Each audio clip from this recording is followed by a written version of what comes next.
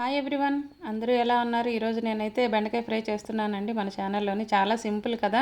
ఈ బెండకాయ చాలా మంచిది అంటారు పిల్లలకైతే. మరి ఈ బెండకాయ కూరలు తిని ఎంతమంది ఐఏఎస్లు ఐపీఎస్లు అయిపోయారో మనకైతే తెలియదు, కానీ పిల్లలకైతే చాలా మంచిది అంటారు. చదువుకునే పిల్లలకైతే ఇంకా చాలా మంచిది అంటారు. మన చిన్నప్పటి నుంచి వింటున్నాం కదా.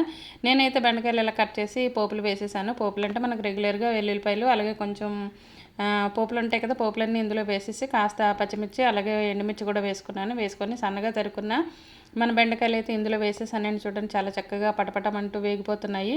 మన వెజిటేబుల్స్ ఏం చేసినా సరే కాస్త సాల్ట్ ముందుగా వేసుకున్నాం అనుకోండి, మనకు ఫాస్ట్గా మగ్గిపోతాయి అనమాట. ఆల్రెడీ బెండకాయ అనేది చాలా ఫాస్ట్గా మగ్గిపోతుంది కదా. ఇప్పుడైతే కాస్త సాల్ట్ వేసుకున్నాం కాబట్టి ఇప్పుడైతే కాస్త కారం కూడా వేసుకొని దగ్గరగా మగ్గించుకుంటే ఇంతేనండి, అయిపోయింది. చాలా సింపుల్ ప్రాసెస్, చాలా చక్కగా చేసుకోవచ్చు. పిల్లల క్యారేజీలకు కూడా చాలా మంచిది. చూసారు కదా ఎంత సింపుల్గా చేసేసాను. చాలా తక్కువ ఇంగ్రీడియంట్స్తో సూపర్గా చేసుకోవచ్చు. Keep watching Nazeem cooking and vlogs. Subscribe to channel.